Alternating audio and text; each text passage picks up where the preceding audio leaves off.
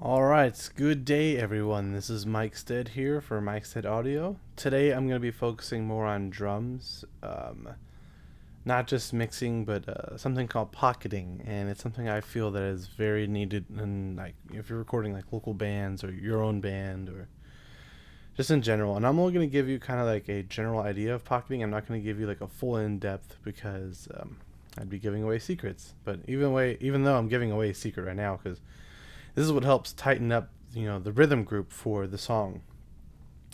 I'm giving you a technique I learned in college that's also on YouTube. I can link you to the original video I learned from, but I'm skipping a few steps because, to keep the video short, but it still gives you a good outcome. Right now I'm going to play you two sections. This red section right here is the one I sat there. It took me about, 10-15 minutes to pocket.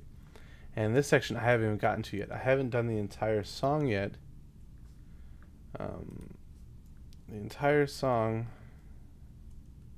still needs to be done. So hopefully by the end of the series, I'm going to finish this song. I'm going to start with drums, go to bass, then go to guitar, then do vocals, and then we'll have a finished song so we can show you the outcome of pocketing and mixing with all the techniques I've shown you so far.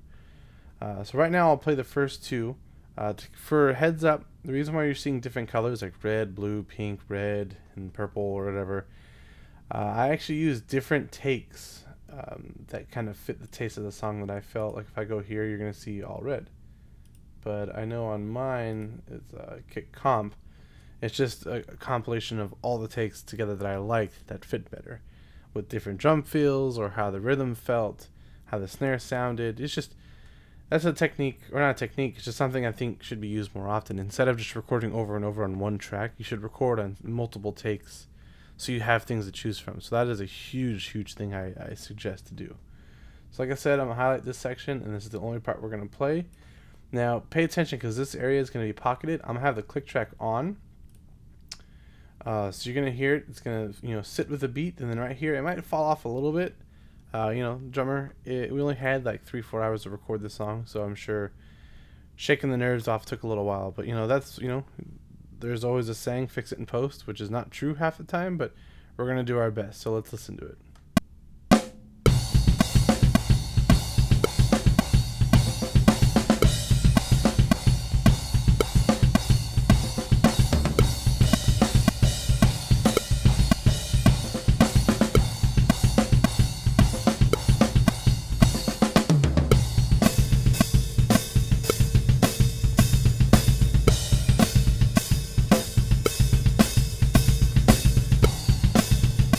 Alright, so I didn't finish the whole section, but you can tell, he's already falling a little bit behind.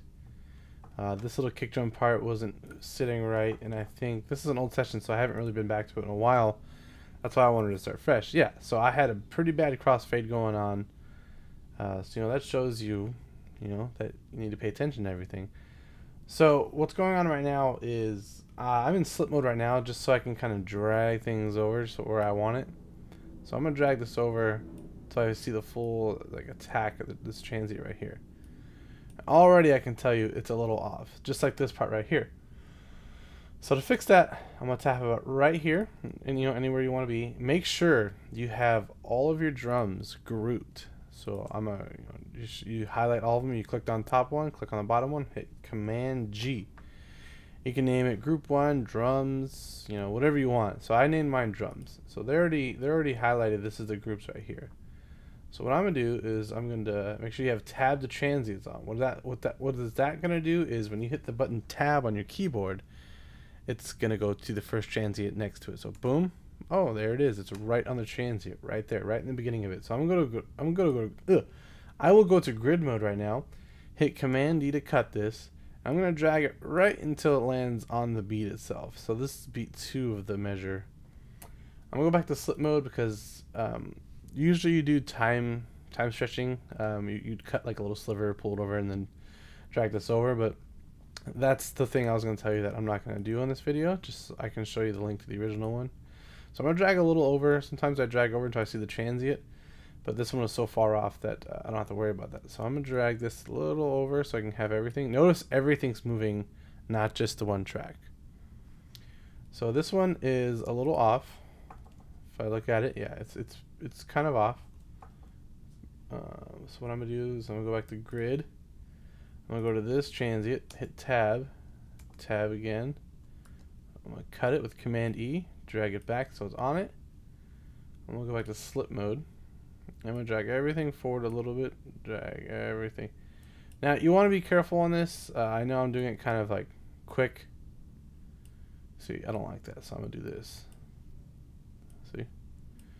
So I don't like this way sometimes, just because you're gonna get some weird pops or like some, you know, other things. One thing I like to make sure of is make sure just those waveforms are not there. So that looks bad, but like I said, I'm just showing you the quick and easy way to get by, and then we're gonna adjust later on in the video for the final product. Alright, so this part was a little iffy, so I want to listen to it now that I've cut it.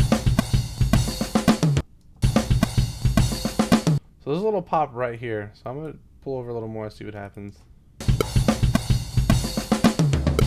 Alright, it's a little better, but like I said, I'm going to fix it as we go. This feels pretty much on time. You know, you got your okay. So that's good. It's just the main things that are off on this song are the kick and snare for the most part. All the fills are pretty much in time, which is good because that never really happens. Usually drummers are a little too excited. Me as being a drummer, I would testify to that. So sometimes you're going to see me skip over some transients because I feel they're pretty close. This one is way off. So I'm going to drag this puppy over here. And I gotta refocus everything. So these three right here, they're good.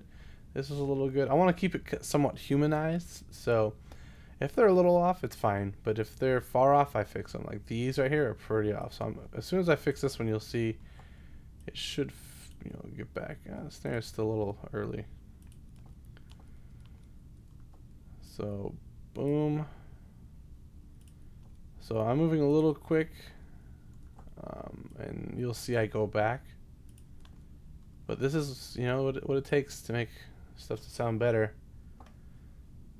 You know, especially with music like this is considered djent.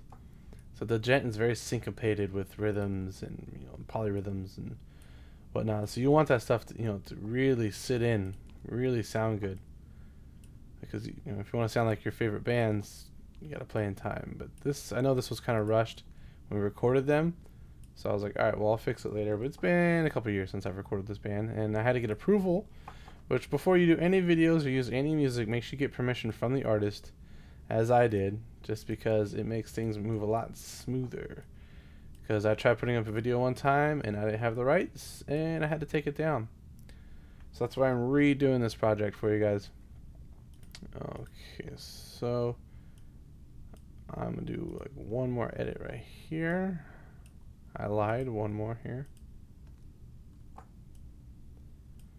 Okay, so I got, what, let's say halfway through the blue section, not even halfway, and we are already almost like, what, 5 minutes, 10 minutes into the video. I don't know, I haven't been checking. So I'm gonna play from right here.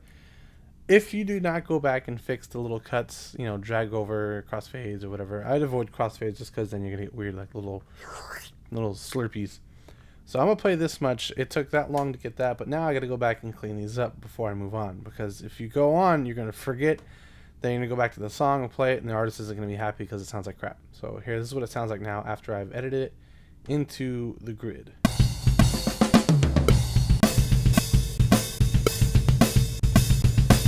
So you can hear that I'm not just like little pops and stuff. So we're gonna go back. I'm gonna go to slip mode. And like I said, I'm just going to drag a little bit over, make sure the transient's nice and safe. I'm going to bring this over a little bit because you'll start seeing the other transient. Yep. Drag it over just right above it. Boom. So you're going to run into problems like this. So that should be safe. So there's a little pop right here. So I'm going to get rid of it.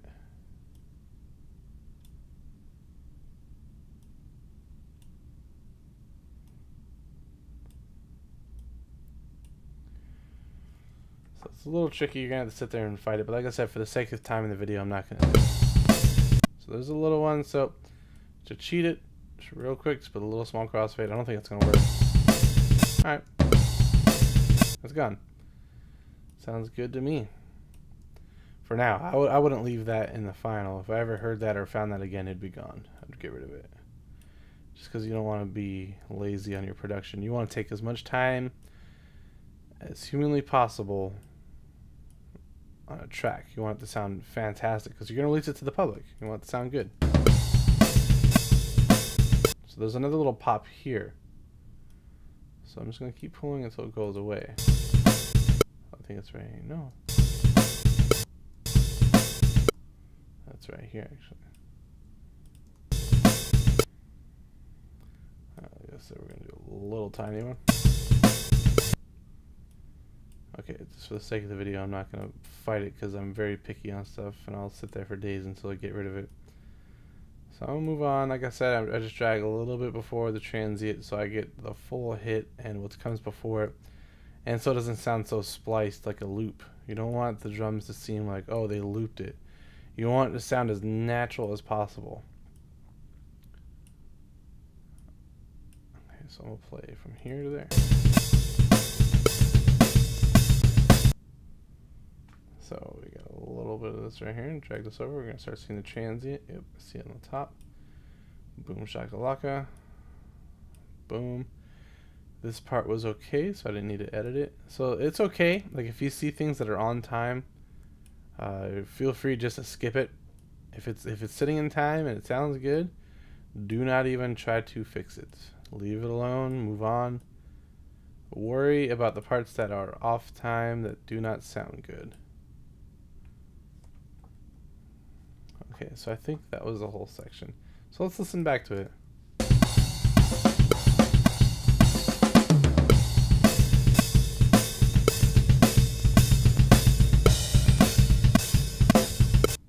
So that was the whole section that I just did this little section with you, and this section I did beforehand. So let's listen to from here to there, and let's see if it fits. Let's see if it works. There are going to be little pops and clips because, like I said, for the sake of the video, I didn't do the time compression or the time stretching because I wanted to show you what it looks like when you edit it. So the key things to remember is group all your drums together and make sure the group is on, because you want to cut all the drums, not just kick and snare, because you're going to get weird phasing. The kick's going to come out in the overheads and it's going to sound like crap. I've done it before. I've learned from my mistakes, and that's one thing you should always do is if you make a mistake, learn from it and move on. Don't sit there and cry about it and like it's never going to get done. So let's play what I have right now, and just leave in the comments what you think.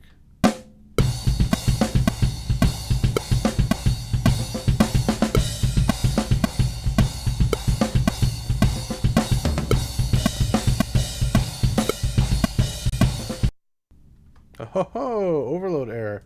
That's going to happen a few times. Sorry. It's a little warm in my room, so it's actually making the computer run hotter. One thing I should tell you, you hear the click track. I leave the click track on just so I can make sure I can groove with the drums and the click at the same time. It's a must, but sometimes I do recommend turning off the click track and wanting to listen to just the drums. Make sure, they sound clean. What I'm going to do right now actually is I'm going to check. This is just a secondary thing you can check when you're doing drum editing or Elastic Audio, or I don't even have a lot of plugins on right now, but for some reason it's running a little hard. You're just going to go to Setup, Playback Engine. Alright, I have heart buffer size is pretty low, so I'm going to change it to 512.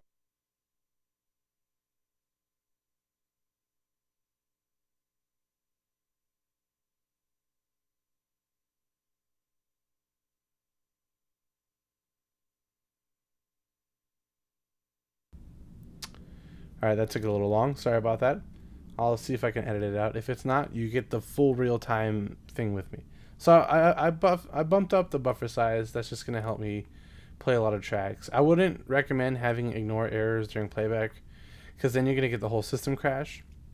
I got it a lot, and I work on films on the side, and when I have this thing on, man, it crashes hard. It's weird because I have a fast-running PC, or a Mac, so whatever. But we're going to play it again. Hopefully it doesn't crash. This time without a click, so let's see if you can enjoy it.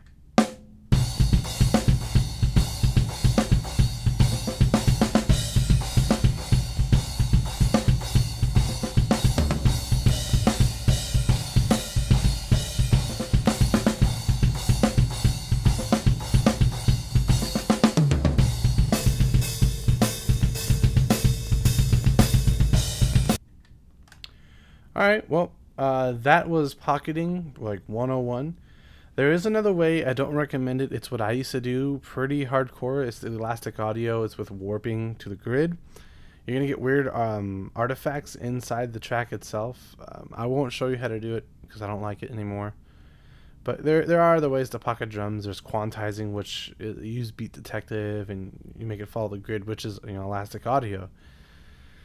This I feel is a little more personal. You get to sit there with each hit, make sure it's on the grid, and it sounds good. Because excuse me, is I want the drums to sit in with the guitars and bass. So I'm gonna play everything together at once. It's gonna sound a little muddy. As you see, I have no EQs or compressions. I'm starting this track raw for you guys. I want it, I'm gonna work on this project for the whole series of the video of pocketing guitars, drums, you name it. So what I'm gonna do is I'm gonna play it with everything, and we're just gonna listen to it. I'm not gonna play the whole thing. I'm actually gonna shorten it. I don't know. We'll play to here, just a little, so you can hear everything. And let's see if it sits right. Sometimes it's not going to sit right, so we might have to pocket everything else. But, you never know. So this was actually played all together. We had bass, guitar, and drums played at the same time in the same room. So in the next video I'm going to show you, I'm actually going to show you gating, compression, just how to mix drums and what I do, which will be the next video up. Because by the next video, everything will be pocketed, and we'll be moving on. So here we go.